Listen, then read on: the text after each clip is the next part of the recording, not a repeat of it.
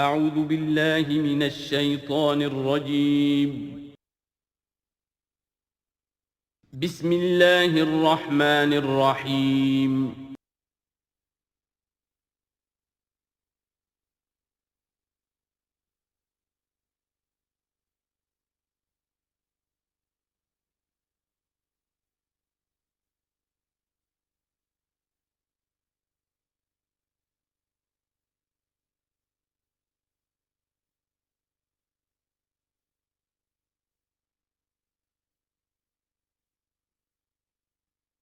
الحمدللہ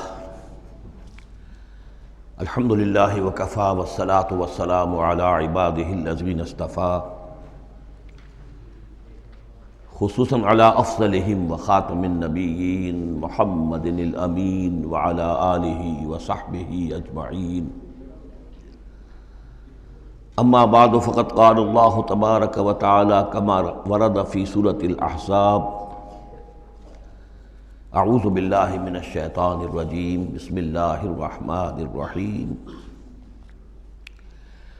یا ایہا الذین آمنوا اذکروا نعمت اللہ علیکم اذ جاءتکم جنود فارسلنا علیہم ریحا وجنودا لم تروها وکان اللہ بما تعملون بصیرا صدق اللہ العظیم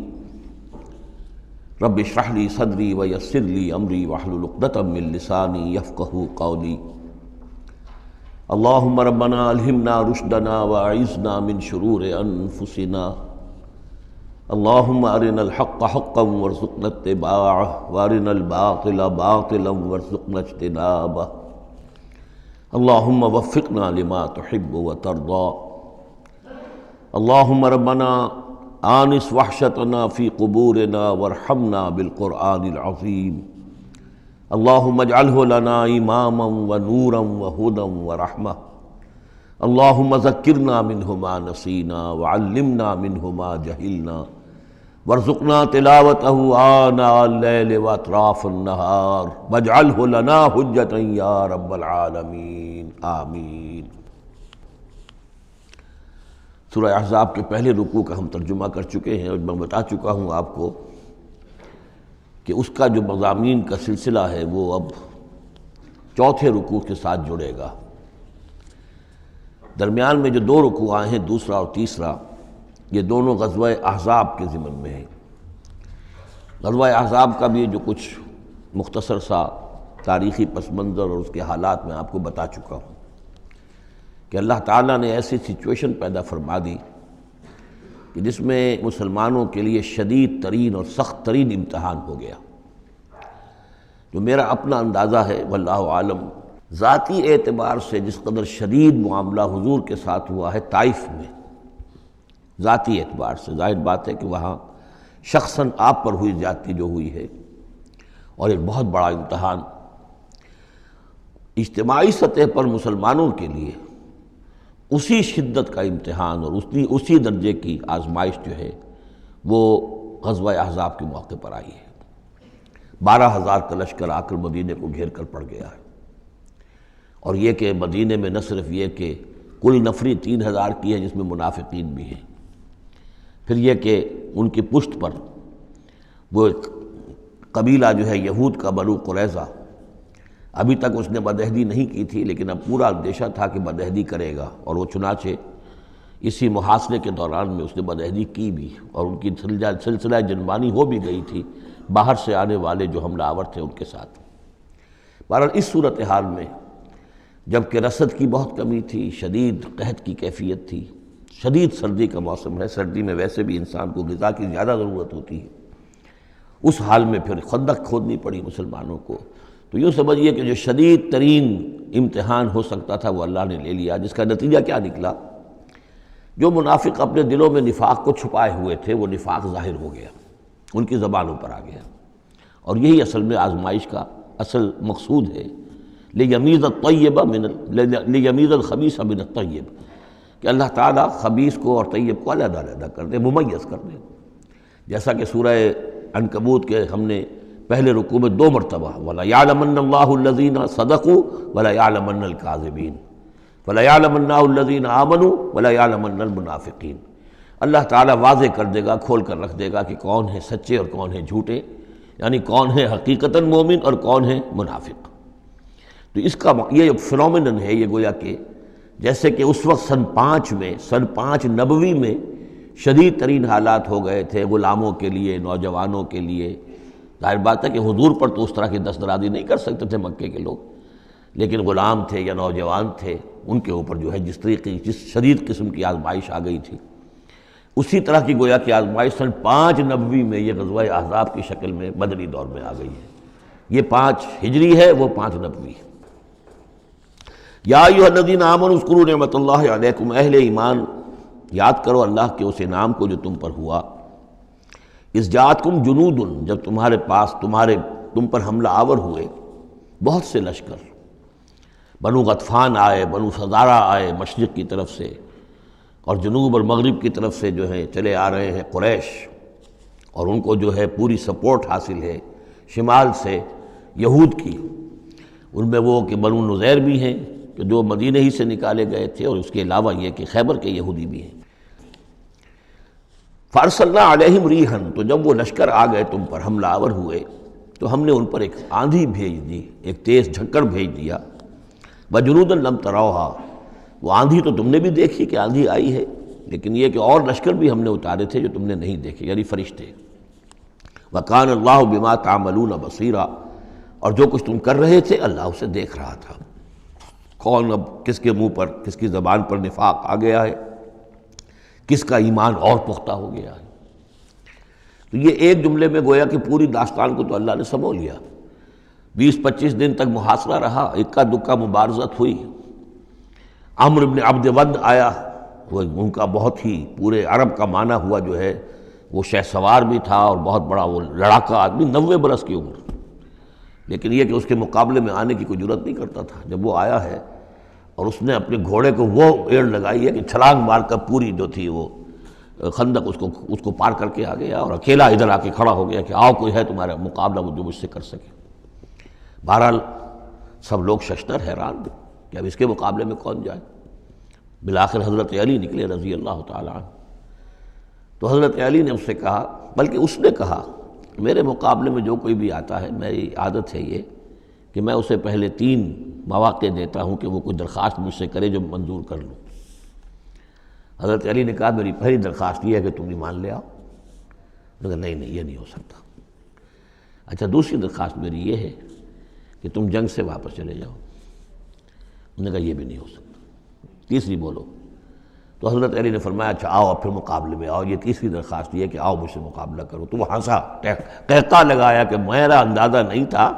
کہ پورے عرب میں کوئی شخص مجھے یہ بھی کہہ سکتا ہے کہ مجھ سے آؤ مقابلہ کرو۔ بہرحال حضرت علی نے اسے واصل جہنم کیا رضی اللہ تعالی عنہ وارضاہ۔ تو اس قسم کی اکی دکی مبارزتیں ہوئیں، کوئی باقاعدہ جس کو کہتے ہیں کوئی مٹ بھیڑ لشکروں کی وہ نہیں ہو سکی، لیکن یہ کہ 25 دن کا محاصرہ طول کھینچ گیا تھا۔ ادھر وہ حضرت نعیم ابن مسعود اشجعی نے جو بھی کچھ سلسلہ جنبانی کیا، کوئی سری جھوٹ تو نہیں بولا، لیکن یہ کہ ایک توریے کے انداز میں ایسی شکل پیدا کر دی کہ جس سے بنی قریظہ کے اور ان کے درمیان بھی کم سے کم بد اعتمادی ضرور پیدا ہو گئی فوری طور پر۔ پھر وہ آندھی آئی شدید، اور اللہ نے جو فرشتے بھیجے انہوں نے کیا کیا یہ ہمیں نہیں معلوم، کیا شکل اختیار کی، کہ بہرحال وہ سب کے سب اپنے پڑاؤ اٹھا کر اور چلے گئے۔ لیکن جو اس دوران صورت رہی ہے اس کا نقشہ کھینچا جا رہا ہے۔ اس جاؤکم من فوقکم ومن اسفل منکم، جب کہ وہ آئے لشکر تمہارے اوپر سے بھی تمہارے نیچے سے بھی۔ یہ جو جغرافیائی جو سلسلہ ہے عرب کا، میں نے کئی دفعہ آپ کو بتایا ہے کہ شمالاً جنوباً یہ جو حجاز کا پہاڑی سلسلہ چلتا ہے شمالاً جنوباً، اسی میں مکہ ہے، طائف ہے، مدینہ ہے، اسی کے آخر میں اوپر جا کر تبوک ہے۔ تو اس پہاڑی سلسلے اور ساحل کے درمیان ایک میدان ہے، یہ تہامہ کہلاتا ہے۔ تہامہ نیچے ہے، بہرحال میدان ہے وہ، تو اب پہاڑی سلسلہ آیا۔ پھر یہ کہیں 30 میل، کہیں 40، کہیں 50 میل چوڑا جو یہ پہاڑی سلسلہ، اس کے بعد جو آتا ہے وہ سطح مرتفع ہے، وہ اونچی سطح ہے، لیکن مرتفع اس میں پہاڑی سلسلہ نہیں ہے، سطح ہے۔ تو اس جاؤکم من فوقکم، تو گویا کہ جو ادھر سے آئے ہیں وہ اوپر سے آئے ہیں، جو مشرق سے آئے، بنو غطفان وغیرہ کے جو قبائل آئے، اور من اسفل منکم نیچے سے جو تہامہ کی طرف سے ہو کر آئے ہیں وہ قریش کا لشکر جو ہے کہ جو مکے سے ہو کر آیا ہے۔ وَإِذْ زَاغَتِ الْأَبْصَارُ، اور جب کہ نگاہیں کج ہو گئی تھیں، جسے ہم کہتے ہیں کہ نگاہیں پتھرا گئیں خوف کے مارے.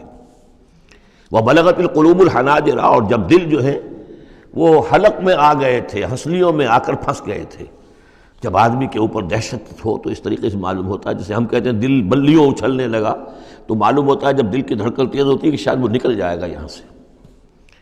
وَتَظُنُّونَ بِاللَّهِ الظُّنُونَ، اور تم پھر اللہ کے بارے میں بڑے طرح طرح کے گمان کر رہے تھے، اب دل میں تمہارے خیال آ رہے تھے. ہنالک ابتلی المؤمنون، اس وقت اہل ایمان کا خوب امتحان لے لیا گیا، ابتلا خوب ہم نے کر لی، جانچ لیا، پرکھ لیا.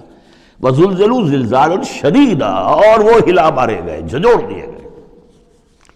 وَإِذْ يَقُولُ الْمُنَافِقُونَ، اب نتیجہ کیا نکلا؟ جبکہ کہہ رہے تھے وہ منافق، والذین فی قلوبہم مرض، اور جن کے دلوں میں روگ تھا، ما وعدنا اللہ ورسولہ الا غرورا، ہم سے اللہ اور اس کے رسول نے جو وعدے کیے تھے جھوٹے ثابت ہوئے. ہمیں سبز باغ دکھا کے مروا دیا اللہ نے اور اس کے رسول نے. ہم سے کہا تھا کیسر و کسریٰ کی سلطنتیں تمہارے قلبوں میں آئیں گی، ہم سے کہا تھا اللہ کی مدد آئے گی. یہ کہاں اللہ کی مدد آئی؟ بعض منافقین نے کہا ہمارا حال تو یہ کہ ہم قضائے حاجت کے لیے باہر نہیں جا سکتے ہیں، ہم مدینے کے اندر محصور ہو گئے ہیں. ظاہر بات ہے کہ سینیٹیشن کا بھی کوئی نظام نہیں تھا، کس قدر وہاں پر اس سے ایک مسئلہ پیدا ہو چکا ہو، باہر نکل نہیں سکتے بالکل. تو قضائے حاجت وغیرہ بھی وہیں ہو رہی ہے. یہ ان کے منہ پر جو ہے، ان کی زبانوں پر جو اندر کا خبث تھا، اندر کی گندگی تھی، زبانوں پر آ گئی. ما وعدنا اللہ ورسولہ الا غرورا، نہیں وعدہ کیا تھا ہم سے اللہ اور اس کے رسول نے مگر جھوٹا،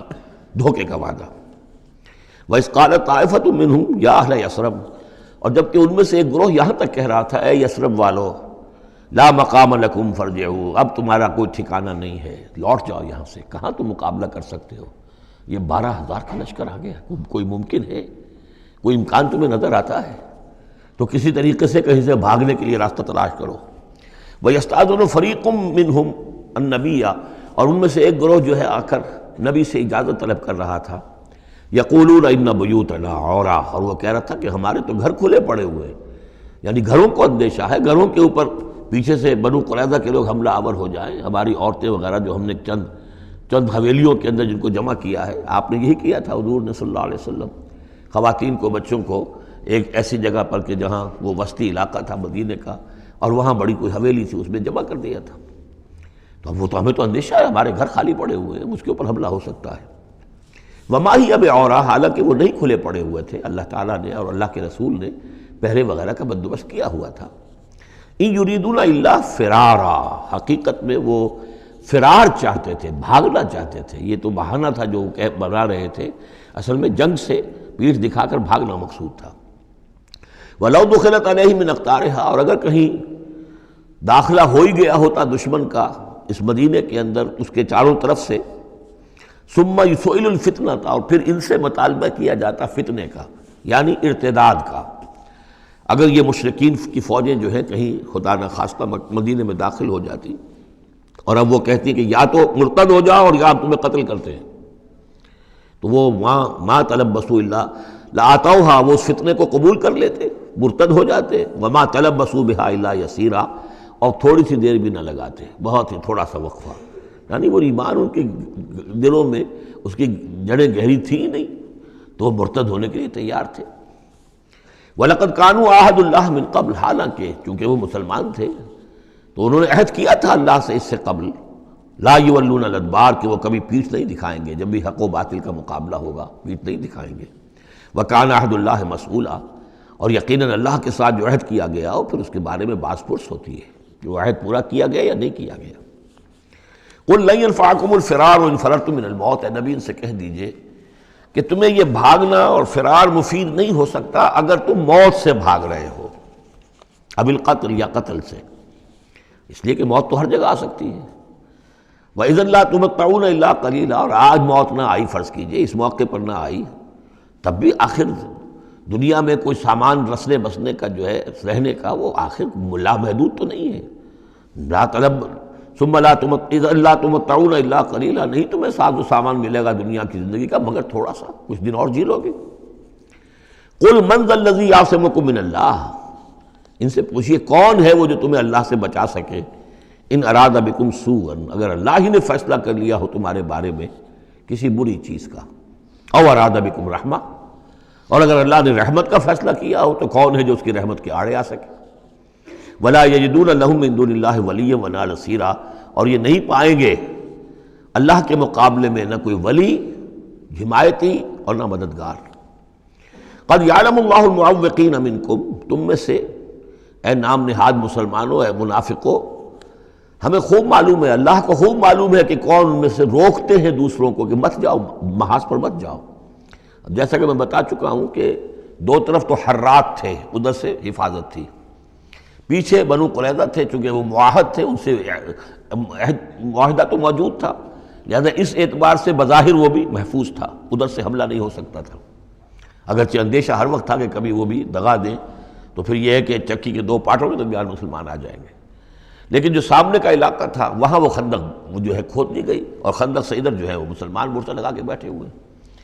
تو اب اس جو بھی وہ محاذ بنتا تھا اس پر کوئی نہیں جاتا تھا، روکتے تھے ادھر مت جاؤ، کہاں جا رہے ہو؟ قد یعلم اللہ المعوقین منکم، تم میں سے جو لوگ روکتے ہیں دوسروں کو،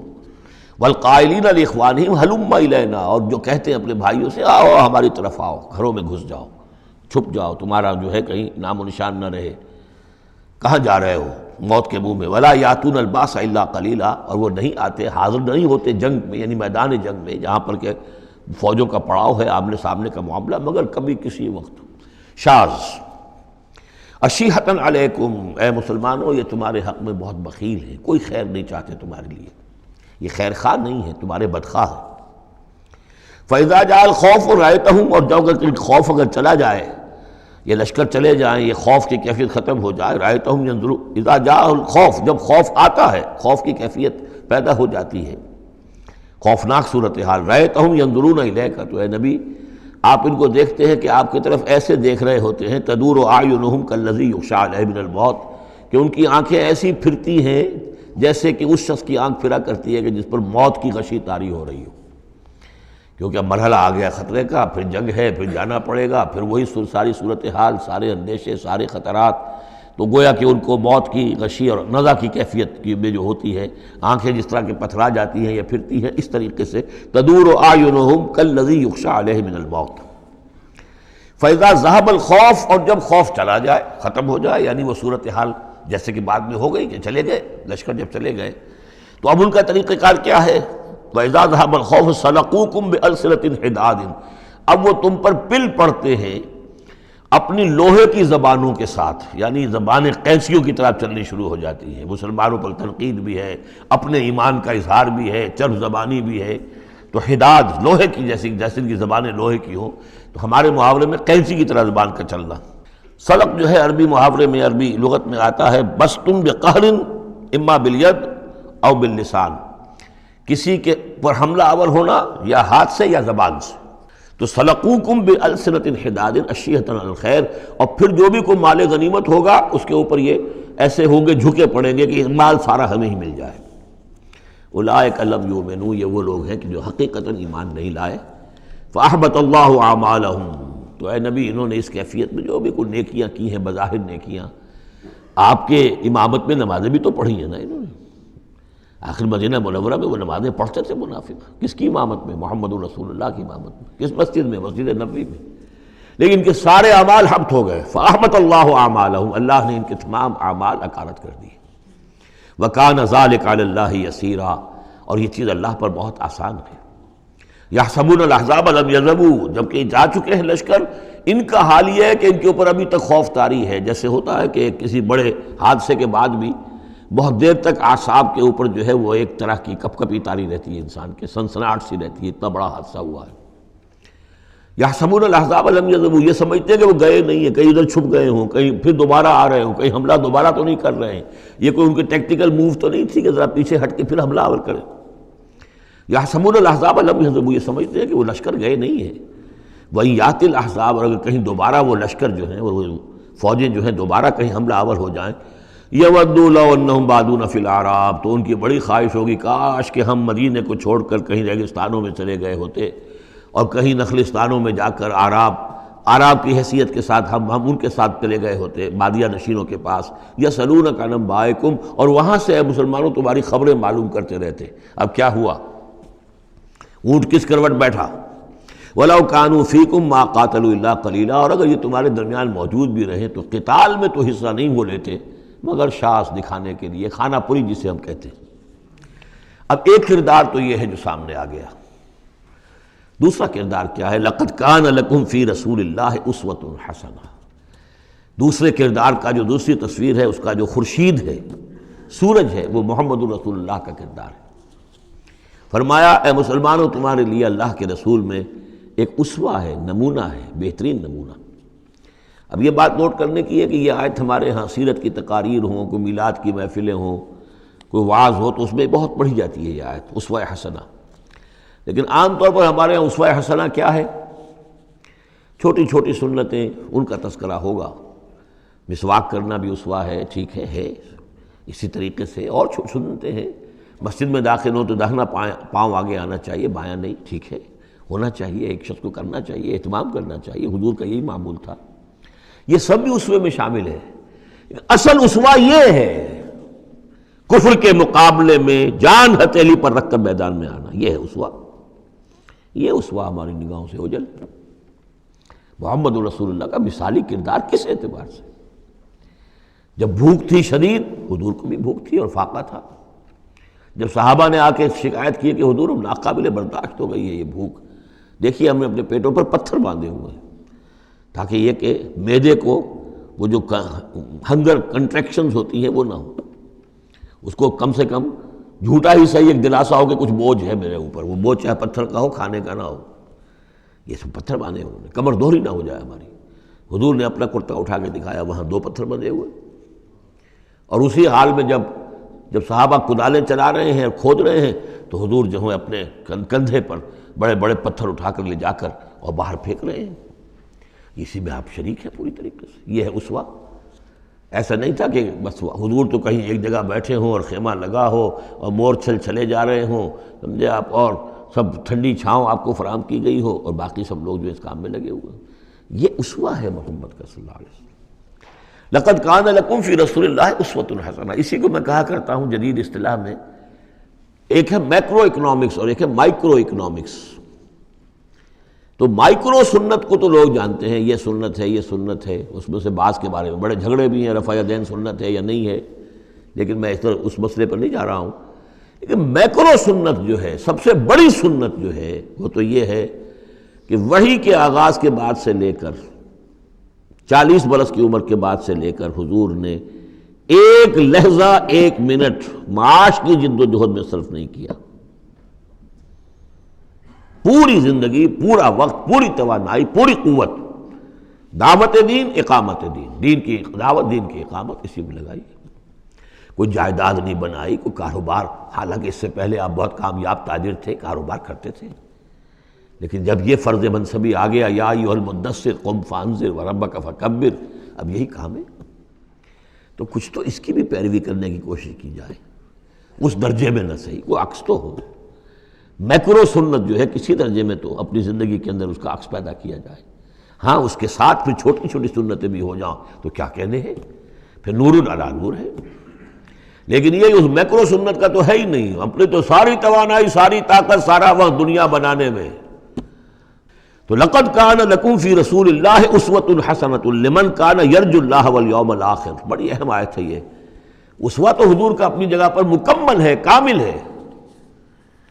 لیکن یہ کس کے لیے اسوہ ہے؟ جو یہ 2 شرطیں پوری کرے، 3 شرطیں، جو اللہ سے ملاقات کا امیدوار ہے، اللہ سے محبت کرتا ہے اور یوم آخر پر یقین رکھتا ہے، اور ذکر اللہ کثیرا، اور ذکر کرتا ہے اللہ کا کثرت کے ساتھ۔ یہ بالکل وہی بات ہے کہ قرآن مجید تو ہدایت ہے پوری نوع انسانی کے لیے، ھدی للناس، لیکن قرآن سے استفادے کی شرط ہے تقویٰ، ھدی للمتقین۔ تو جو ربط و تعلق ہے ان 2 آیتوں میں، وہی سمجھیے کہ اپنی جگہ پر حضور کی زندگی ایک اسوہ کاملہ ہے، مکمل، لیکن اس سے استفادے کی شرائط ہے، لمن کان یرجو اللہ والیوم الآخر وذکر اللہ کثیرا۔ اب یہ اہل ایمان، حضور کے بعد اہل ایمان کا تذکرہ ہو رہا ہے، محمد الرسول اللہ والذین معہ، اب معہ جو تھے اہل ایمان، ولما رأى المؤمنون الاحزاب، اور جب اہل ایمان نے دیکھا ان لشکروں کو، قالوا ھذا ما وعدنا اللہ ورسولہ وصدق اللہ ورسولہ، انہوں نے کہا یہی تو ہے جس کا اللہ نے وعدہ کیا تھا ہم سے اور اس کے رسول نے وعدہ کیا تھا۔ اب دیکھیے ایک ہی سچویشن ہے، اس کا ریئیکشن کس قدر ایک دوسرے سے مختلف ہے۔ معلوم ہے یہ مسئلہ ہے انسان کا اندرونی، یضل بہ کثیرا ویہدی بہ کثیرا، تو جیسے قرآن کے بارے میں آیا اسی طریقے سے اس سچویشن سے بھی انہوں نے کیا کہا، ہم نے تو سنا ہوا ہے، پہلے ہی اللہ نے کہہ دیا تھا وَلَنَبْلُوَنَّكُمْ بِشَيْءٍ مِّنَ الْخَوْفِ وَالْجُوعِ وَنَقْصٍ مِّنَ الْأَمْوَالِ وَالْأَنفُسِ وَالثَّمَرَاتِ، یہ قرآن مجید میں سورہ بقرہ میں آیت نہیں آ چکی تھی؟ لَتُبْلَوُنَّ فِي أَمْوَالِكُمْ فِي أَنفُسِكُمْ وَأَمْوَالِكُمْ، یہ کیا سورہ آل عمران میں آیت نہیں آ چکی تھی؟ یہ تو چیزیں وہی تو ہیں جس کا کہ ہم سے وعدہ کیا تھا۔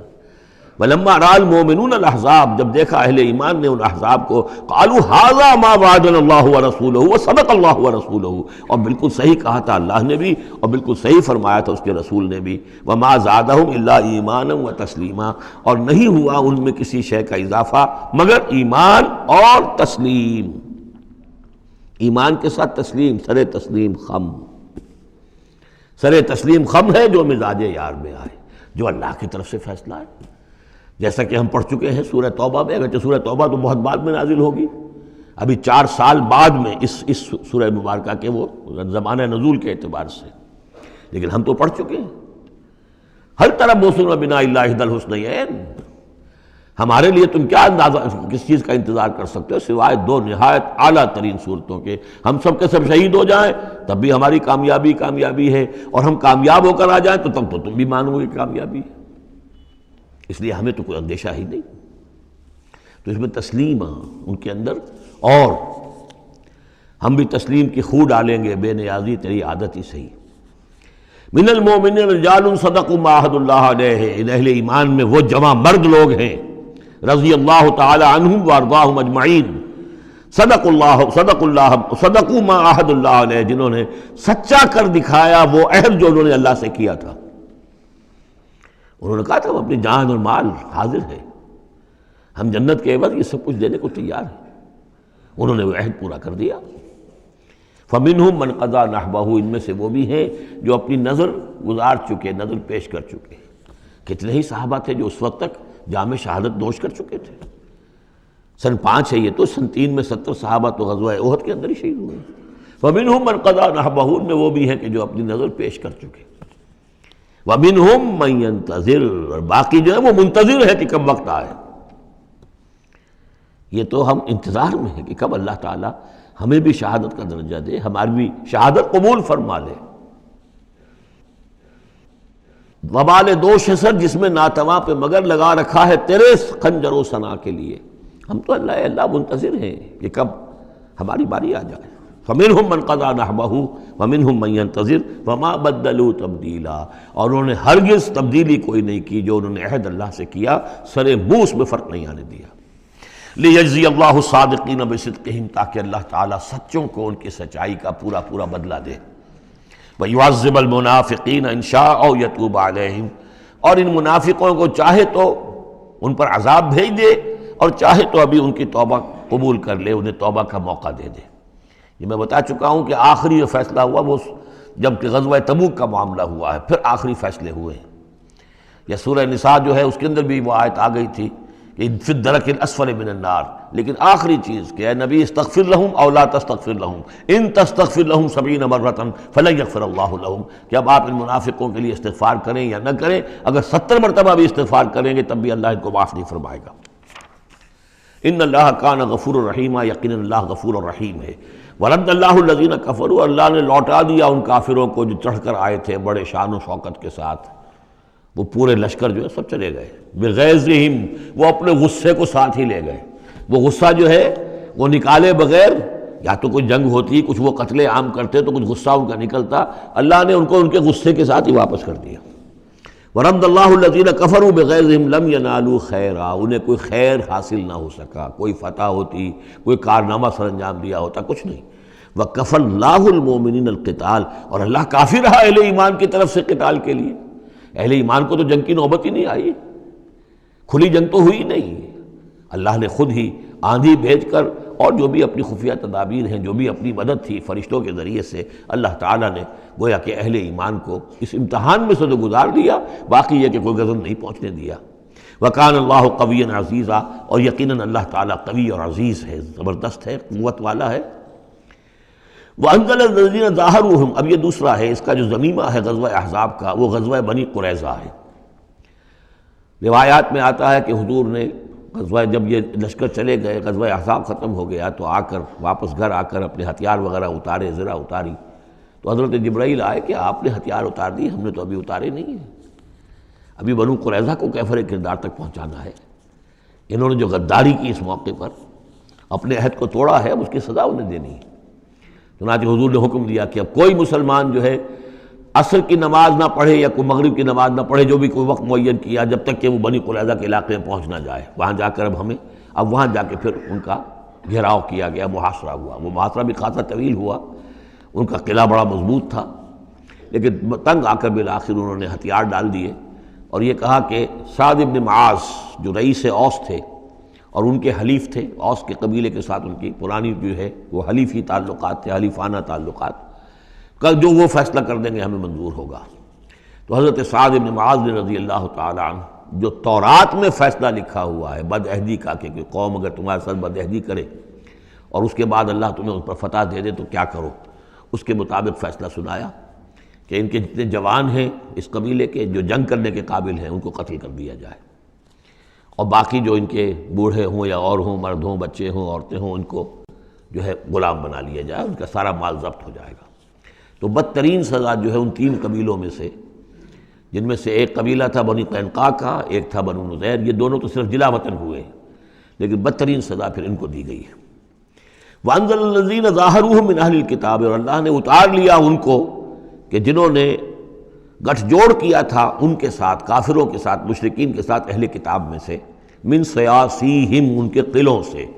قلعوں میں تو تھے، گڑھیاں تھیں ان کی، لیکن اس سے پھر اتر آئے، ہتھیار ڈال دیے۔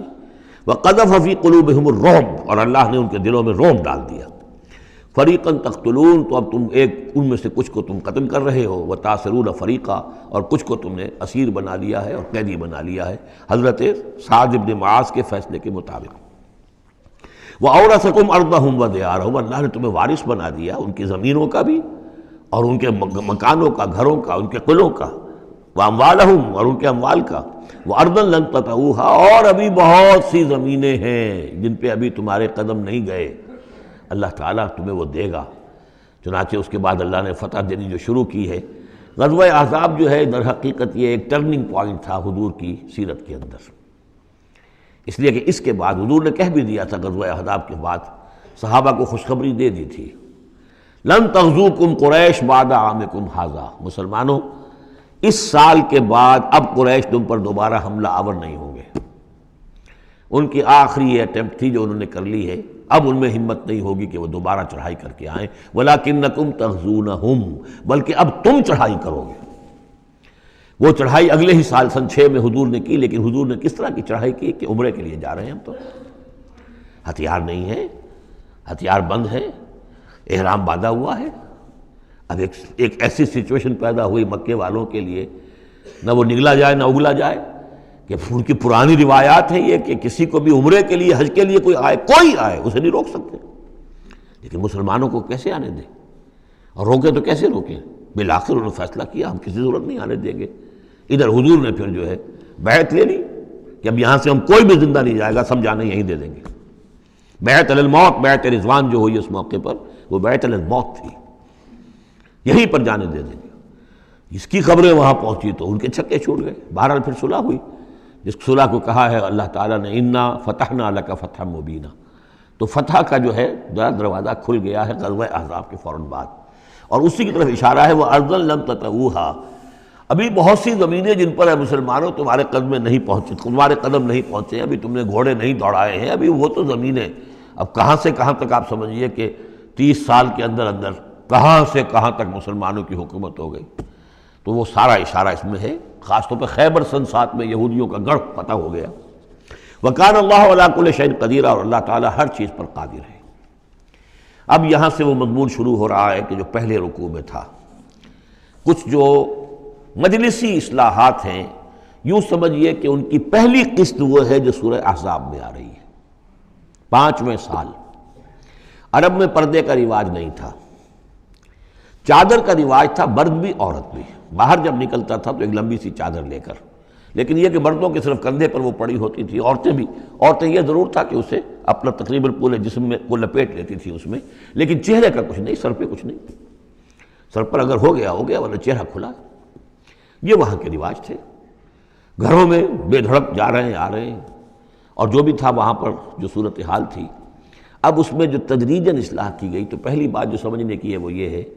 کہ اصلاح کا آغاز ہوا، چیریٹی بگنز ایٹ ہوم، نبی کے گھر سے آغاز کیا گیا، اور نبی کی بیویوں کو سب سے پہلے مخاطب کیا گیا، اس لیے کہ یہاں سے اس کا آغاز ہوگا۔ اور اس میں ایک بڑا لطیف نکتہ یہ ہے کہ حضور صلی اللہ علیہ وسلم جو اسوہ حسنہ ہے کامل،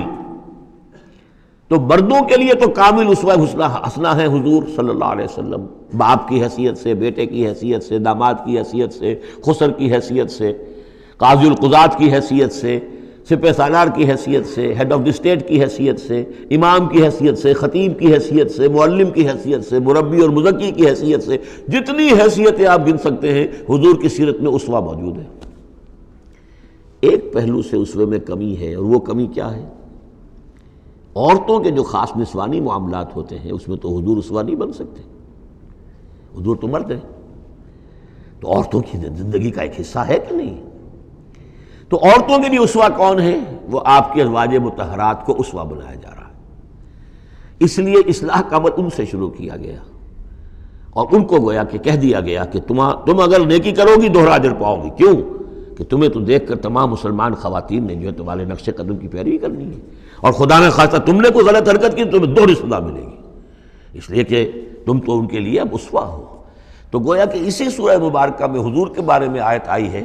لَقَدْ كَانَ لَكُمْ فِي رَسُولِ اللَّهِ أُسْوَةٌ حَسَنَةٌ، لیکن حضور کے اس اسوے میں جو ایک پہلو سے کمی ہے کہ خواتین کے لیے ان کے جو مخصوص نسوانی معاملات ہیں ان کے لیے حضور کی شخصیت میں اسوہ نہیں ہے، اس خلا کو پر کیا ہے ازواج مطہرات کے ذریعے سے۔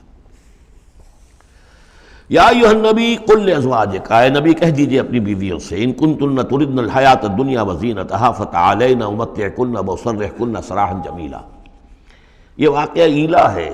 اب آپ کو معلوم ہے کہ جب مسلمانوں کے ہاں اب خوشحالی آ گئی، اب فتح کا دور شروع ہو گیا، مال غنیمت بھی آیا ہے، تو عام مسلمانوں کے گھر میں خوشحالی ہو گئی، تو ازواج مطہرات برمنائے طب بشری ان کی طرف سے بھی ایک تقاضا آیا کہ اب ہمارا بھی نفقہ، ہمارا خرچہ کچھ بڑھایا جائے۔ اس مطالبے کو حضور نے اتنا ناپسند کیا کہ قسم کھا لی کہ 1 مہینے تک میں گھر میں کسی کے گھر میں نہیں جاؤں گا، کسی اپنی اہلیہ محترمہ سے ملاقات نہیں کروں گا، اور مسجد کے ساتھ ہی ایک بالا خانہ سا تھا، اس میں آپ نے اپنا جو ہے وہ قیام کر لیا، تو ایک طوفان مچ گیا مدینے میں۔ اب حضرت ابوبکر کی بیٹی حضرت عائشہ حضور کے گھر میں ہے، حضرت عمر کی بیٹی حضرت حفصہ حضور کے گھر میں ہے، کہ اب یہ کیا ہو رہا ہے، کیا ان کو طلاق ہو جائے گی، کیا ہوگا، حضور نے کیا فیصلہ کر لیا ہے؟ اس کو ایلا کہتے ہیں، کچھ عرصے کے لیے بیویوں سے قطع تعلق کر لینا، اور یہ سورہ الذین یولون من نسائہم، اس کا حکم جو ہے وہ آ چکا ہے، 4 مہینے سے زیادہ کی اجازت نہیں ہے، لیکن یہ کہ بہرحال یہ جب حضور نے کیا تو اس کے بعد پھر یہ آیات نازل ہوئیں کہ اے نبی اب آپ صاف 2 آپشنز رکھ دیجئے اپنی ازواج کے سامنے، اگر تو انہیں دنیا چاہیے تو وہ خود آیات ہی میں دیکھ لیجئے، ان کنتن تردن الحیات الدنیا، کہ اگر تو تم چاہتی ہو دنیا کی زندگی، اس کی زیبائش اور آرائش، وزینتہا فتعالین، آؤ امتعکن، میں تمہیں مال و متاع دے دوں گا، واسرحکن سراحا جمیلا، پھر میں اپنے گھر سے تمہیں رخصت کر دوں گا خوبصورتی کے ساتھ، لیکن یہ کہ پھر تم میرے گھر میں نہیں رہ سکتی، پھر میں اپنے ہاتھ سے تمہیں رخصت کر دوں گا۔ وَإِن كُنتُنَّ تُرِدْنَ اللَّهَ وَرَسُولَهُ، اور اگر تم طالب ہو اللہ کی اور رسول کی، ان کی رضا چاہتی ہو، وَالدَّارَ الْآخِرَةَ، اور بجائے اس دنیا کے تم آخرت کا گھر جو ہے اس کی طالب بن جاؤ، فَإِنَّ اللَّهَ أَعَدَّ لِلْمُحْسِنَاتِ مِنْكُمْ أَجْرًا عَظِيمًا، تو اللہ تعالیٰ نے تم جیسی نیک بیویوں کے لیے اللہ تعالیٰ نے بہت بڑا اجر جو ہے وہ فراہم کیا ہے، تیار کیا ہے۔ یعنی وہ آپشن تمہارا ہے، اگر دنیا کی آسائش چاہیے تو آؤ، فیصلہ کر لو، چوز کر لو، چوائس از یورس، میں تمہیں مال و متاع دے کر اپنے گھر سے رخصت کر دوں گا خوبصورتی کے ساتھ، اور اگر میرے ہاں رہنا ہے تو پھر تو یہی ہے، فقر ہے، فاقہ ہے، جو اختیاری فقر تھا آپ کا۔ اور اس میں ظاہر بات واقعہ یہی ہے کہ جب یہ بات رکھی گئی سب سے پہلے حضرت عائشہ نے کہا میں تو اللہ اور اس کے رسول کو منتخب کرتی ہوں، اور ایک ایک کر کے تمام ازواج نے یہ کہا، اپنے تمام مطالبات سے وہ دستبردار ہو گئی، اور پوری زندگی اس طرح گزری ہے کہ کبھی 2 وقت جو ہے چولہا گرم نہیں ہوا ہے محمد کے گھر میں صلی اللہ علیہ، کسی بھی گھر میں، کسی بھی زوجہ محترمہ کے گھر میں۔ یا نساء النبی من یات منکن بفاحشۃ مبینۃ، اے نبی کی بیویوں، اگر خدا نہ خواستہ بالفرض تم میں سے کسی کی طرف سے کسی کھلی بے حیائی کا ارتکاب ہوا، یضاف لها العذاب ضعفین، اسے عذاب دیا جائے گا دگنا، وکان ذلک علی اللہ یسیرا، اور یہ اللہ پر بہت آسان ہے۔ یہ نہ سمجھنا نبی کی بیویاں تو نبی ہمیں بچا لے گا، اسی لیے قرآن مجید میں بار بار آتا ہے حضرت نوح کی بیوی، حضرت لوط کی بیوی، حضرت لوط کی بیوی کا ذکر بہت زیادہ ہے۔ نبی بھی اپنی بیوی کو نہیں بچا سکتا، اگر اس کا اپنا کردار غلط ہے، اس کا اپنا جو رویہ ہے صحیح نہیں ہے، اگر اس ایمان اور عمل صالح سے محروم ہے تو کچھ نہیں۔ چنانچہ حضور نے ایک مرتبہ اپنے قریبی گھرانے کی جو خواتین تھیں ان کو بٹھایا اور ایک ایک کا نام لے کر کہا ہے، یا فاطمہ بنت محمد صلی اللہ علیہ وسلم انقذی نفسک من النار فانی لا املک لک من اللہ شیئا، اے فاطمہ محمد کی بیٹی، خود اپنے آپ کو آگ سے بچاؤ، نکالو اپنے آپ کو آگ سے اپنے عمل سے، اس لیے کہ مجھے اللہ کے ہاں کوئی اختیار تمہارے بارے میں حاصل نہیں ہوگا۔ اگر فاطمہ کے بارے میں نہیں تو پھر کس کے بارے میں؟ یا صفیہ امت رسول اللہ، اے صفیہ اللہ کے رسول کی پھوپھی، انقذی نفسک من النار فانی لا املک لک من اللہ شیئا، اپنے آپ کو جہنم کی آگ سے بچانے کی کوشش کرو، اس سے نکالو اپنے آپ کو، اور میں قیامت کے دن، میں اللہ کے محاسبے کے وقت میں تمہارے کام نہیں آ سکوں گا۔ وَمَن يَقْنُتْ مِنكُنَّ لِلَّهِ وَرَسُولِهِ، تو اب جو کوئی بھی تم میں سے اللہ اور اس کے رسول کی اطاعت پر کاربند ہو جائے، فرما برداری اختیار کرے، وَتَعْمَلْ صَالِحًا، اور نیک عمل کرے، نُؤْتِهَا أَجْرَهَا مَرَّتَيْن، تو اسے ہم اس کا اجر بھی دیں گے دوہرا۔ غلطی کرو گی تو سزا دگنی، اور صحیح طرز عمل ہوگا ایمان اور عمل صالح والا تو اجر بھی تمہارا دگنا ہوگا۔ اعتدنا لہا رزقا کریما، اور اس کے لیے اللہ تعالیٰ نے، ہم نے بہت ہی رزق کریم باعزت روزی کا اہتمام جنات کے اندر کیا ہوا ہے۔ یا نساء النبی لستن کاحد من النساء، اے نبی کی بیویوں تم عام عورتوں کے مانند نہیں ہو، تم نبی کی بیویاں ہو۔ یہاں اس کو سمجھ لیجیے، مراد کیا ہے کہ تمہیں اسوہ بننا ہے امت کی تمام خواتین کے لیے تا قیام قیامت۔ لستن کاحد من النساء، اب پہلی ہدایت یہ دی گئی ان اتقیتن فلا تخضعن بالقول۔ اب ظاہر بات ہے وہ پہلی یوں سمجھیے کہ جو بھی معاشرے کا نقشہ میں کھینچ چکا ہوں تو لوگ آتے تھے گفتگو کرتے تھے بے دھڑک۔ پہلی بات تو یہ آپ نے فرمائی کہ اگر تم تقویٰ دل میں رکھو اور لوگوں سے بات کرتے ہوئے اپنی آواز میں لوچ پیدا نہ کرو، نرمی پیدا نہ کرو۔ ظاہر بات ہے عورت کی آواز اس کے اندر مرد کے لیے کشش ہے، اور اگر کہیں طرح اس میں لوچ بھی ہو تو اگر کسی کے دل میں کوئی خباثت ہے، کوئی گندگی ہے، منافق بھی تو اسی معاشرے میں تھے نا، اور وہ تو کوئی موقع نہیں جانے دینا چاہتے تھے کوئی سکینڈلز اٹھانے کا حضور کے خلاف اگر ہو جائے۔ سورہ نور میں ہم پڑھ چکے ہیں کہ حضرت عائشہ تک پر توبت لگ گئی۔ تو یہ کہ اگر فیطمع الذی فی قلبہ مرض، کہ کہیں تم تو اپنی شرافت اور مروت کی وجہ سے نرم انداز میں بات کرو، اور جس کے دل میں کوئی روگ ہے، منافقت کا روگ ہے، بیماری ہے، وہ کوئی اور ہی امید لگا لے کہ شاید ان کی کوئی توقع، شاید میں یعنی یہاں پہ اگر کوئی محنت کروں، کوشش کروں تو شاید میری دال گل جائے، کسی بری نیت اور ارادے کو دل میں پال لے۔ وَقُلْنَا قَوْلًا مَعْرُوفًا، بات کرو بڑی معروف انداز میں، لیکن انداز جو ہے اس میں وہ سختی کا ہونا چاہیے بجائے اس کے کہ اس کے اندر وہ نرمی ہو اور شیرینی ہو۔ وَقَرْنَ فِي بُيُوتِكُنَّ، دوسری ہدایت، اپنے گھروں کے اندر قرار پکڑو، تمہارا اصل مقام جو ہے وہ گھر ہے۔ اب یہ اصول دیے جا رہے ہیں، یعنی سمجھیے کہ یہ اصلاحات جو ہو رہی ہیں، مخلوط معاشرہ نہیں ہے اسلامی معاشرہ، عورت کا اصل مقام اس کا گھر ہے، ماں کی حیثیت سے، بہن کی حیثیت سے، بیٹی کی حیثیت سے، بیوی کی حیثیت، گھر کے اندر۔ وَقَرْنَ فِي بُيُوتِكُنَّ وَلَا تَبَرَّجْنَ تَبَرُّجَ الْجَاهِلِيَّةِ الْأُولَىٰ، اور مت نکلو باہر بن سنور کر جیسے کہ جاہلیت اولیٰ میں رواج تھا۔ جاہلیت، پچھلی جاہلیت جو تھی اسلام کے آنے سے پہلے جو تہذیب، جو کلچر وہاں تھا، وہ طریقتکم المثلیٰ، وہ بھی کہتے ہوں گے کہ ہمارا بڑا مثالی کلچر ہے یہ، اس کلچر کو اب چھوڑو، اور یہ جو بن سمر کر باہر نکلنے والی بات ہے کہ تبرج کہتے ہیں کہ نمایاں ہونا، یعنی عورت اگر بناؤ سگار کر کے نکلتی ہے مردوں میں تو کیا چاہتی ہے؟ وہی چاہتی ہے کہ لوگوں کی نگاہیں میری طرف اٹھے، میں توجہات کا مرکز بن جاؤں۔ یہ کام اب چھوڑ دو بالکل، اگر خدا نے خواستہ کہیں ہے بھی کسی کا کوئی پس منظر میں تو اس کی دوسری ہدایت یہ ہے گھروں میں قرار پکڑو، گھروں میں رہو، گھروں میں بیٹھو۔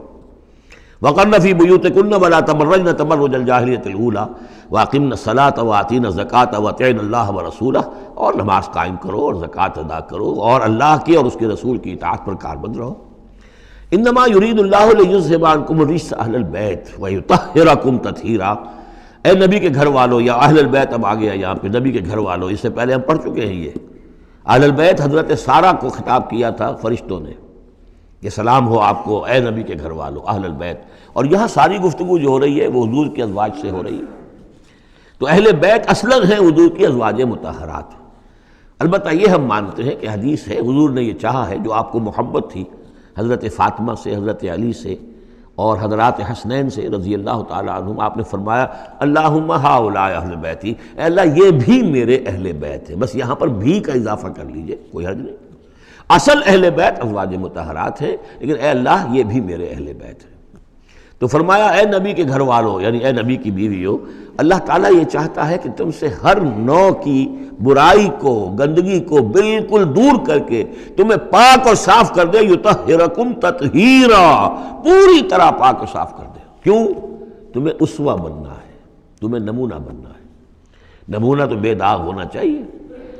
جیسے محمد رسول اللہ صلی اللہ علیہ وسلم کی شخصیت ہے، آئیڈیل پرسنالٹی، آئیڈیل، تو آئیڈیل تو بے داغ ہونا چاہیے۔ اسی طریقے سے تم جس مقام پر ہو کہ اب خواتین امت کے لیے، پوری امت مسلمہ کی عورتوں کے لیے تمہیں اسوہ بننا ہے۔ وَاذْكُرْنَ مَا يُتْلَىٰ فِي بُيُوتِكُنَّ، اور ذرا یاد کیا کرو جو کچھ کے تلاوت کی جاتی ہے تمہارے گھروں میں، من آیات اللہ، اللہ کی آیات میں سے، تمہارے گھروں میں وہی اترتی ہے محمد رسول اللہ صلی اللہ علیہ وسلم۔ بلکہ ایک خاص جو مقام ہے حضرت عائشہ کا، وہ تو حضور نے فرمایا ہے کہ کسی اور میری بیوی کے لحاف میں، جبکہ ایک ہی لحاف میں حضور بھی تھے اور حضرت عائشہ بھی تھی، تو مجھ پر وہی نازل نہیں ہوئی سوائے عائشہ کے لحاف کے۔ لحاف کے اندر بھی وہی نازل ہو رہی ہے، وہ تو دل پہ نازل ہوتی تھی، اس کے اندر تو کوئی دروازے نہیں کھولنے پڑتے تھے کہ حضرت جبریل آئے دروازہ کھولو پھر وہی لے کر آئے ہیں۔ وہ تو یہ کہ فرشتہ ہے اور دل پر نازل کر رہا ہے۔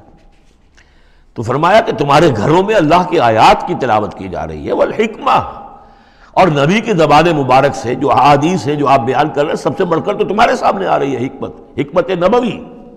یعنی وہ جو وحی خفی ہے اس کا بھی سب سے بڑھ کر تمہارے سامنے جو ہے چرچا ہو رہا ہے۔ ان اللہ کان لطیفا خبیرا، یقین اللہ تعالیٰ بہت باریک بین ہے اور باخبر ہے۔ اب وہ آیت آ گئی ہے، آیت نمبر 35، جس کا میں نے تذکرہ کیا تھا، سورہ نور کی آیت نمبر 35، وہ ہے حقیقت ایمان پر۔ اللہ نور السماوات والارض مثل نورہ کمشکاۃ فیہا مصباح، المصباح فی زجاجہ، الزجاجۃ کأنہا کوکب دری یوقد من شجرۃ مبارکۃ زیتونۃ لا شرقیۃ ولا غربیہ یکاد زیتھا یضیء ولو لم تمسسہ نار نور علی نور یہدی اللہ لنورہ من یشاء ویضرب اللہ الامثال للناس واللہ بکل شیء علیم۔ یہ ایک آیت ہے، بڑی آیت ہے، ایمان کی ماہیت، ایمان کی حقیقت، ایمان کے اجزاء ترکیبی۔ اب اس ایمان کا ظہور جو انسانی شخصیت میں ہوتا ہے، اور اس کو اب یہاں پہ 10 صفات جو ہے گنوائی گئی ہیں، لیکن چونکہ یہاں پہ اس سورہ مبارکہ کا بھی اور سورہ نور کا بھی، جیسا کہ ان دونوں کا مضمون یہ ہے کہ وہ جو معاشرتی اصلاح اور ان میں خواتین جو ہیں ان کے مسائل کو خاص طور پہ لایا جا رہا ہے، تو عام طور پر تو قرآن میں یہ ہے کہ جو حکم بھی ہے وہ مذکر کے صیغے میں آ جاتا ہے، مردوں سے خطاب کر کے، لیکن عورتیں بھی اس کی مخاطب ہیں، جسے برسبیل تغلیب کہتے ہیں، قاعدہ ہے کہ بظاہر خطاب ہے اقیم الصلاۃ، مذکر کا صیغہ ہے، لیکن یہ خطاب جو ہے یہ عورتوں سے بھی ہے، الا یہ کہ ابھی ہم نے پڑھا اقمنا الصلاۃ، یہ یہاں مؤنث کے اس میں بھی آ گیا، لیکن عام طور پر قرآن میں جو آیا ہے وہ تو مذکر کا صیغہ ہے۔ لیکن یہاں آپ دیکھیں گے کہ ان کیفیات کو اور خصوصیات کو، جو ایمان کے ثمرات اور نتائج ہیں، ان کو دہرا کر مردوں اور عورتوں کے لیے علیحدہ علیحدہ بالکل پوری صراحت کے ساتھ، ان المسلمین والمسلمات، یقیناً مسلمان مرد اور مسلمان عورتیں، یعنی اطاعت کر لینے والی، سر تسلیم قلب کرنے والے مرد اور عورتیں، والمومنین والمومنات، اور مومن مرد اور مومن عورتیں، والقانتین والقانتات، اور فرما بردار مرد اور فرما بردار عورتیں، والصادقین والصادقات، اور راست باز مرد اور راست باز عورتیں، صدق قول بھی، صدق مقال اور صدق عمل، صدق کردار، والصابرین والصابرات، اور صبر کرنے والے مرد اور صبر کرنے والی عورتیں، والخاشعین والخاشعات، اور اللہ کے سامنے جھکے رہنے والے مرد اور جھکے رہنے والی عورتیں، والمتصدقین والمتصدقات، اور اللہ کے لیے صدقہ دینے والے مرد اور صدقہ دینے والی عورتیں، والصائمین والصائمات، اور روزہ رکھنے والے مرد اور روزہ رکھنے والی عورتیں، والحافظین فروجہم والحافظات، اور اپنے شرمگاہوں کی حفاظت کرنے والے مرد اور اپنی شرمگاہوں کی حفاظت کرنے والی عورتیں، والذاکرین اللہ کثیرا والذاکرات، اور کثرت کے ساتھ اللہ کا ذکر کرنے والے مرد اور ذکر کرنے والی عورتیں، اعد اللہ لہم مغفرۃ واجرا عظیما، اللہ تعالیٰ نے ان سب کے لیے مغفرت اور بہت بڑا اجر تیار کر رکھا ہے۔ اللہم ربنا اجعلنا منہم، اللہم ربنا اجعلنا منہم۔ اب وہ مسئلہ آ رہا ہے کہ جس کی تمہید ہوئی تھی پہلے رکوع میں، حضرت زینب رضی اللہ تعالیٰ عنہ سے حضور کی شادی کا معاملہ، اور اس سے پہلے حضور کے کہنے کی وجہ سے حضرت زینب کا نکاح جو حضرت زید ابن حارثہ سے ہوا، پھر زید ابن حارثہ رضی اللہ تعالیٰ عنہ نے جو ان کو طلاق دینی چاہی، پھر حضور کے دل میں جو یہ خیال ہوا کہ میں نے پہلے تو حکم دے کر نکاح پر مجبور کیا، اب اگر یہ داغ لگ جاتا ہے زینب کو تو گویا کہ پھر تو ایک ہی شکل رہ جائے گی اس کی دل جوئی کی، تلافی کی، کہ میں خود نکاح کروں۔ اب میں خود نکاح کروں گا تو چونکہ زید میرا منہ بولا بیٹا رہا ہے پہلے، ایک طوفان اٹھ کھڑا ہوگا، حالانکہ اس میں بات کوئی نہیں تھی، لیکن یہ کہ حضور نے اس کی وجہ سے یہ سمجھا کہ یہ مصلحت کے خلاف ہوگا، تو اسی گویا کہ آپ اسی شش و پنج میں تھے کہ یہ آیات نازل ہو گئیں۔ پہلی آیت میں تذکرہ ہے اس کا کہ جو حضور کے کہنے کی بنا پر حضرت زینب اور ان کے بھائی آمادہ ہوئے نکاح پر، ورنہ وہ آمادہ نہیں تھے زید بن حارثہ سے نکاح پر۔ وَمَا كَانَ لِمُؤْمِنٍ وَلَا مُؤْمِنَةٍ إِذَا قَضَى اللَّهُ وَرَسُولُهُ أَمْرًا أَن يَكُونَ لَهُمُ الْخِيَرَةُ مِنْ أَمْرِهِمْ، یہ کسی بھی مومن مرد اور کسی بھی مومن عورت کے لیے یہ روا نہیں ہے کہ جب اللہ اور اس کا رسول کسی شے کا فیصلہ کر دیں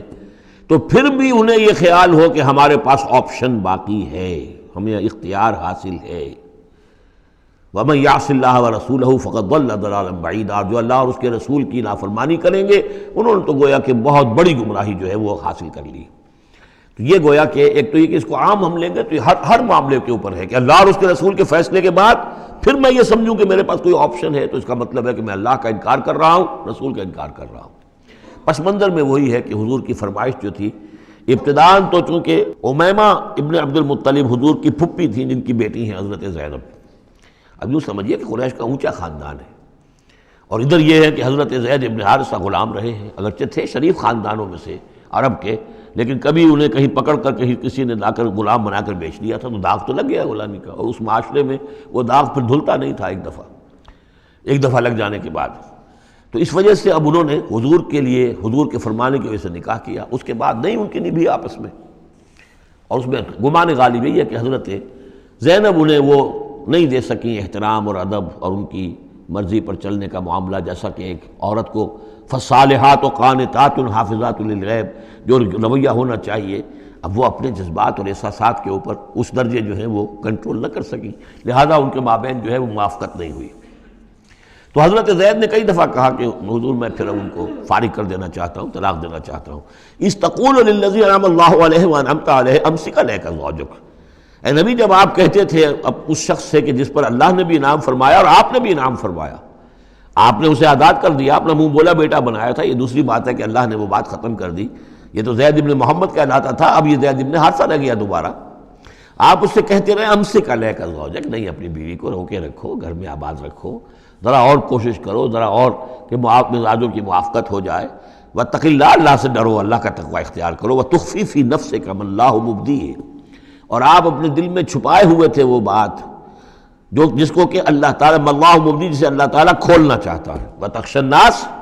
آپ لوگوں سے ڈر رہے تھے، واللہ احق ان تخشاہ، جبکہ اللہ زیادہ حقدار ہے اس کا کہ آپ اس سے ڈریں۔ فلما قضى زید منها وطرا، تو جب زید نے اس سے آخری قطع تعلق کر لیا، یعنی زکوٰۃ بھی دے دی، وہ طلاق بھی دے دی اور پھر عدت بھی پوری ہو گئی، زوجناکہا، اے نبی ہم نے تزویج کر دی ہے اس کی تمہارے ساتھ، زوجہ بنا دیا ہے، ہم نے نکاح کر دیا ہے۔ حضرت زینب پھر یہ کہا کرتی تھیں دوسری ازواج مطہرات سے، فخر کرتی تھیں کہ تمہارے نکاح سب کے جو ہیں زمین پر ہوئے ہیں، میرا نکاح آسمان پر ہوا ہے۔ جب حضور نے شادی کی ان سے پھر تو اللہ نے نکاح کیا، اللہ نے نکاح پڑھایا ہے۔ زوجناکہا، ہم نے اسے آپ کی زوجیت میں دے دیا، کہ لا یکون علی المؤمنین حرج فی ازواج ادعیائہم، تاکہ یہ آئندہ کے لیے یہ جاہلی رسم کا خاتمہ ہو جائے، اور منہ بولے بیٹوں کی بیویوں کے بارے میں اہل ایمان پر کوئی تنگی نہ رہے. منہ بولا بیٹا تھا، اس کی بیوی تھی، بیٹا یہ فوت ہو گیا، اس کی بیوی آپ شادی کر سکتے ہیں. اسی طریقے سے اگر وہ اس کو طلاق دے دی ہے شادی کر سکتا ہے. یہ محرمات ابدیہ میں سے نہیں ہے. محرمات ابدیہ کی فہرست سورہ نساء کے اندر آ چکی ہے. وَكَانَ أَمْرُ اللَّهِ مَفْعُولًا، اور یہ تو اللہ کا وہ فیصلہ تھا کہ جو بہرحال پورا ہو کر رہنا تھا. یعنی یہ سب کچھ جو ہوا ہے نبی، اس میں بھی ہماری حکمت تھی، مصلحت تھی. کسی اور کے ذریعے سے یہ بات ہوتا تو یہ رسم ٹوٹتی نہ. بعض چیزیں رسمیں ایسی ہوتی ہیں کہ اتنی گہری ہوتی ہیں، ان کے اوپر لوگوں کا اتنا جو وثوق ہوتا ہے، یہ تو جب تک آپ کے ذریعے سے یہ رسم جو ہے غلط نہ ٹوٹتی تو اس کے ٹوٹنے کا امکان نہیں تھا. ہم نے اس کے لیے یہ سارا معاملہ کیا ہے. ما کان علی النبی من حرج فیما فرض اللہ لہ، نبی پر کوئی حرج نہیں ہے، کوئی مضائقہ نہیں ہے اس چیز میں جو اللہ نے اس کے اوپر عائد کر دی ہے، فرض کر دی ہے. سنت اللہ فی الذین خلو من قبل، اور یہ اللہ کا وہ طریقہ ہے جو ان لوگوں کے بارے میں رہا جو پہلے گزر چکے. اللہ کے نبیوں کے ساتھ، رسولوں کے ساتھ اللہ کا یہی معاملہ رہا ہے. وَكَانَ أَمْرُ اللَّهِ قَدَرًا مَقْدُورًا، اور یہ تو اللہ کا وہ معاملہ تھا کہ جو گویا کہ طے تھا، مقرر ہو چکا تھا، ہماری مشیت میں یہ پہلے سے طے تھا. الَّذِينَ يُبَلِّغُونَ رِسَالَاتِ اللَّهِ، وہ اللہ کے نبی کہ جو ہم اللہ کے پیغامات کو پہنچانے پر مامور ہوتے ہیں. وَيَخْشَوْنَهُ، اور صرف اسی سے ڈرتے ہیں. وَلَا يَخْشَوْنَ أَحَدًا إِلَّا اللَّهَ، اور نہیں ڈرتے کسی اور سے اللہ کے سوا. وَكَفَى بِاللَّهِ حَسِيبًا، اور اللہ تعالیٰ کافی ہے کفایت کرنے والا یا حساب لینے والا. مَا كَانَ مُحَمَّدٌ أَبَا أَحَدٍ مِّن رِجَالِكُمْ، دیکھو محمد تم میں سے کسی مرد کے باپ نہیں ہے. حضور کو اللہ تعالیٰ نے اولاد نرینہ نہیں دی، جو دی تھی بچپن ہی میں اسے اٹھا لیا. آخری عمر میں بھی یہ سمجھیے کہ حضرت ماریہ قبطیہ، ان کے بطن سے حضرت ابراہیم کی ولادت ہوئی ہے. اور یہ ایک عجیب مسئلہ ہے کہ حضرت ابراہیم کے عقد میں یا آپ کے نکاح میں آئیں ہاجرہ، وہ بھی مصر کی تھیں جن سے اسماعیل کی ولادت ہوئی. اسماعیل کی نسل میں حضور ہیں صلی اللہ علیہ وسلم. پھر مصر ہی سے ایک ماریہ قبطیہ آ رہی ہیں، اور ان کے بطن سے جو بیٹا ہوا اس کا نام حضور نے ابراہیم رکھا. اور حضور کو بہت محبوب بھی تھا، لیکن وہ بہت ہی چھوٹا ہستہ تھا، بچپن میں ہی فوت ہو گیا ہے، اور حضور کو اس کا افسوس بھی ہوا. یا ابراہیم و انا لفراقک محزونون، یا ابراہیم ہم تمہاری جدائی سے بڑے محزون ہیں، ہمیں رنج ہے. بہرحال ما کان محمد ابا احد من رجالکم، تمہارے مردوں میں سے کسی کے باپ نہیں ہے. یہ زید ابن حارثہ کے باپ نہیں ہے. زید ابن حارثہ منہ بولا بیٹا تھا. اب جب کہ ہم نے حکم نازل کر دیا ہے، اب وہ سارا سلسلہ منقطع ہو گیا. ولیکن رسول اللہ و خاتم النبیین، بلکہ یہ اللہ کے رسول ہیں اور نبیوں کی مہر ہیں.